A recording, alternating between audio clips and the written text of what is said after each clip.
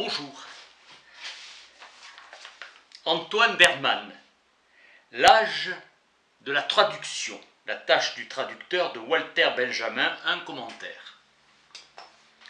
Sans le secours de l'auteur, lire et relire les brouillons passivement jusqu'à ce que l'écriture s'affirme, Isabelle Berman. Le titre « L'âge de la traduction » a été tiré du texte sur les séminaires d'Antoine Berman, Collège international de philosophie 1984-1989. Public d'auditeurs libres sans orientation vers une formation spécifique. Jacques Derrida, fondateur. Questionnement sur la tradition, la traduction et la communication. Pour la philosophie, la traduction est devenue une question centrale. La philosophie moderne se pose comme une réflexion sur le langage et les langues. Le texte de Walter Benjamin est considéré comme le texte central du XXe siècle sur la traduction, un texte indépassable duquel toute autre méditation sur la traduction doit partir. Expérience de la traduction de la Bible du romantisme allemand, de Goethe, d'Hölderlin et de Stefan George. Se rassemble toute l'expérience allemande de la traduction. Inaperçu à l'époque, le texte de Benjamin est radical. Lien d'essence entre traduction et commentaire. Benjamin, le commentaire et la traduction ont avec le texte les mêmes rapports que le style et la mimésis avec la nature, le même phénomène considéré de manière différente. Le commentaire se déploie dans la dimension de la traduction. Commenter un texte traduit, c'est se mouvoir dans le seul élément du sens. Tout commentaire étant commentaire de commentaire, son essence transparaîtra peu à peu. Notre commentaire présuppose celle des deux autres textes de Benjamin sur la langue, sur le langage et sur le pouvoir d'imitation. Pour Benjamin, ces textes appartiennent à une métaphysique du langage, credo que toute vérité a sa demeure, son palais ancestral dans sa langue, dans la langue, postulat que la langue est avant tout une demeure, critique de la théorie de la langue, simple moyen de communication. Le langage n'est ni moyen en vue de ni instrument. La langue est un médium. Le langage est le milieu de toutes les communications, mais n'est pas communication lui-même.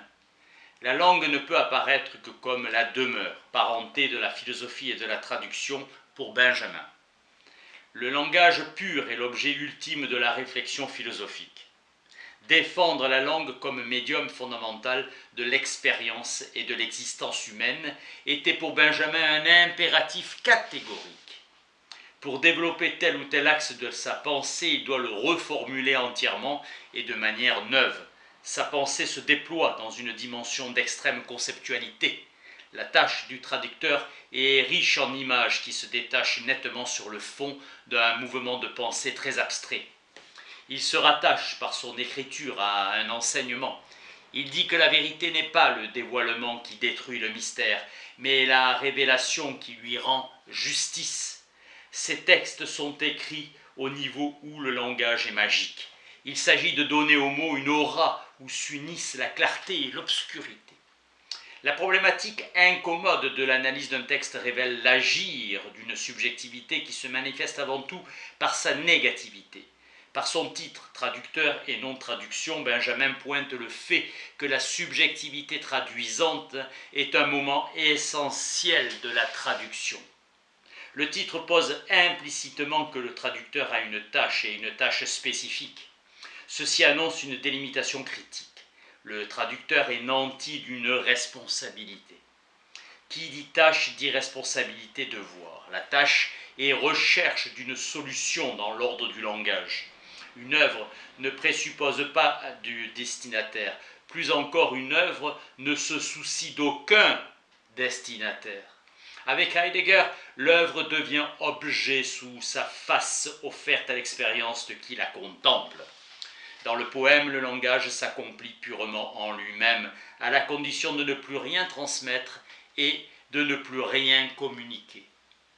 La cause est entendue, une traduction est destinée à ceux qui ne comprennent pas la langue de l'original.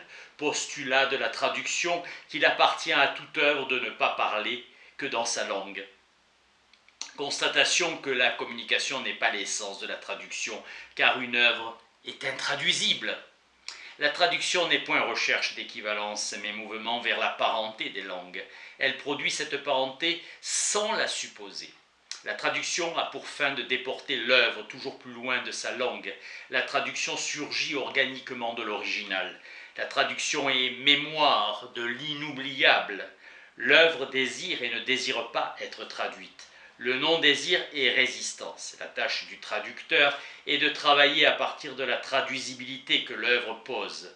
La traduisibilité ne veut pas dire que la traduction signifie quelque chose pour l'œuvre. La meilleure traduction ne peut jamais rien signifier pour l'œuvre.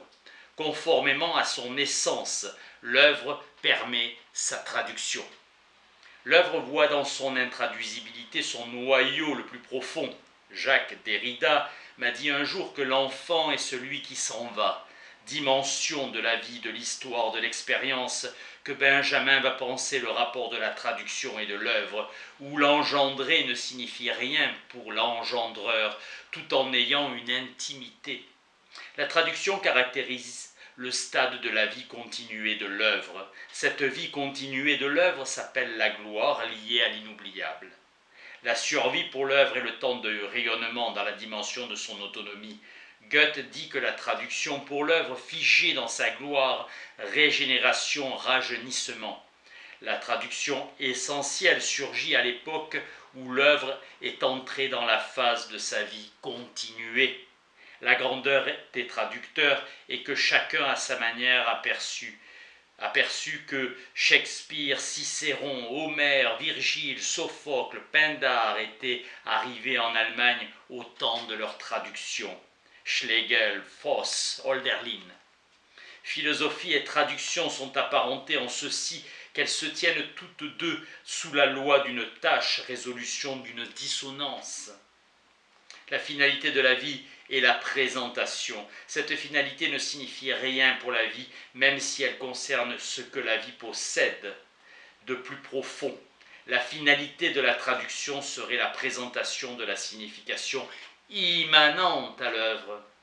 Référence à Hölderlin pour Benjamin, traduction de Sophocle qui fait violence à l'original pour en faire surgir sa vérité tragique, sa force parlante originelle. La finalité de la traduction est la révélation d'un rapport entre les langues, distance. Caractère inachevé, approximatif, le tout traduire fait problème. Toute traduction est germe, elle est annonciatrice autant de la vérité de l'œuvre que de l'intimité des langues. Dans le temps naturel de l'œuvre, la traduction vient tard et par elle, l'œuvre accède à une vie supérieure. Sur le plan historique, les langues sont parentes par filiation. La traduction manifeste la parenté des langues, atteste cette parenté et se fonde sur elle. Toute traduction veut au fond reproduire la chair du texte, autant que transmettre son sens. La traduction n'est pas une copie passive de l'original, l'œuvre est continuelle, historicité, et la traduction ne peut être adéquation à celle-ci pour reprendre la définition traditionnelle de la vérité, adéquation de l'intellect et de la chose. L'œuvre se déploie dans sa propre histoire et sa propre temporalité. Le temps intensif de l'œuvre n'est pas le temps extensif de l'histoire. La traduction comme texte est elle-même prise dans l'historicité de la langue. La parole du poète perdure, mais la plus grande des traductions est vouée à s'effacer dans la croissance de sa langue et à sombrer dans cette langue renouvelée. L'œuvre n'est pas séparable de sa langue. Les œuvres perdurent même si leur tonalité et leur signification ont totalement changé. La traduction, en ne captant qu'une figure bientôt passée de l'œuvre, finit par être en retard sur elle et doit être renouvelée, ce renouvellement passant par une retraduction. Déracinés, les mots de la traduction ne peuvent mûrir. Le noyau brutal de la langue de l'œuvre est sans doute toujours son oralité. Les mots de deux langues ont une parenté qui n'est pas ressemblance. La pure langue n'est pas quelque vague idéal, n'est pas un logos universel, mais la langue elle-même. La langue pure n'est pas la pure langue. On retrouve chez Paul Valéry que la poésie est la traduction du langage des hommes en langage des dieux. La pure langue est un processus de purification. La langue pure de la littérature est une langue écrite et la langue à laquelle pense Benjamin, la pure langue, elle est orale. Elle s'est libérée de l'écriture. La traduction joue un rôle central car à chaque fois, à partir de deux langues, elle crée une langue unique. Que la multiplicité des langues soit pensée comme fragmentation est quelque chose de propre à Benjamin. La pure langue n'est pas le dépassement des langues naturelles, elle est réunion au sein d'un langage plus grand, non un quelconque espéranto. La traduction n'a pour rôle que de montrer l'unité des langues qui un jour disparaîtront. La vie de la religion est intimement liée à la traduction. Toutes les grandes traductions ont un fondement religieux, croissance de la parole révélée dans les langues via la traduction.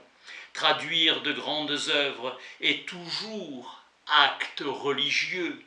Concept de religiosité dans les œuvres de Kafka, Brock, Proust, Rilke, George, Freud, Tolstoï, Dostoïevski, Racine, Diderot, Rousseau, Goethe, etc.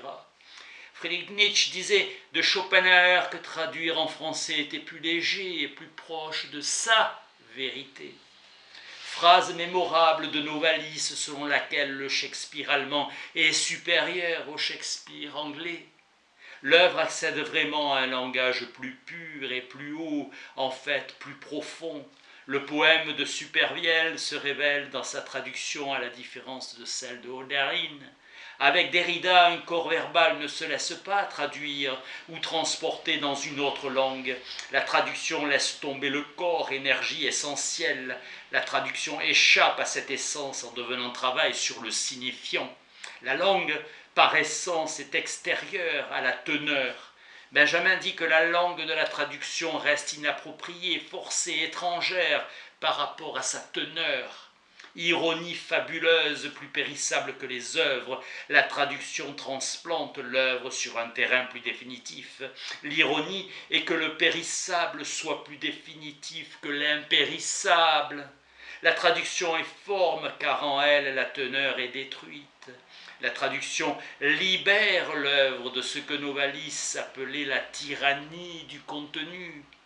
La traduction est une forme par excellence qui est exaltée aux dépens de la teneur. La tâche du traducteur consiste à trouver dans la langue où il traduit l'intention à partir de laquelle est éveillé l'écho de l'original, écho, espace où le son se réfléchit, revenant au traducteur enrichi de la résonance de l'œuvre. L'échoïcité est un trait fondamental de la traduction. Ce phénomène d'écho, le traducteur ne peut l'atteindre que par une sorte de littéralité libre, syntaxique et phonique. La littéralité est écho, naïve, première et intuitive. La visée du poète est en relation avec la langue et sa teneur. La nostalgie de la philosophie, c'est la plus pure langue sans contenu, et l'essence de la traduction, c'est d'annoncer et de cacher en elle cette pure langue. La restitution du sens est la détermination fondamentale des théories traditionnelles de la traduction, concept de fidélité. La traduction doit faire le plus possible abstraction du sens, et c'est au travers de la littéralité syntaxique que s'opère l'abstraction. La pure langue n'est pas symbolisée, mais symbolisante. La pure langue est dans toute sa plénitude la langue naturelle, qui est oralité. De langue à langue, il n'y a guère plus de distance que de dialecte à dialecte. L'écrit n'est jamais aussi écouté que quand l'oralité est inscrite en lui. La langue même, c'est la langue orale. La définition ultime de la traduction, c'est de libérer dans l'original écrit sa charge d'oralité. Cela, l'original ne le peut pas. Le passage d'une langue à l'autre peut libérer l'oralité de l'écrit, mouvement infiniment difficile qui devrait être l'unique désir du traducteur. Grande responsabilité du traducteur d'aujourd'hui. La tradition est orale, pas de tradition sans traduction. La traduction préserve et active ce rapport au monde dans la langue qu'est la tradition. Pour elle, tout est dialecte. Toute grande traduction est dialectale. La pure langue, c'est le dialecte, essence dialectale de la langue. Non dit du texte de Benjamin, à savoir l'intraduisibilité du texte sacré en tant qu'il est oral et dialectal. Merci.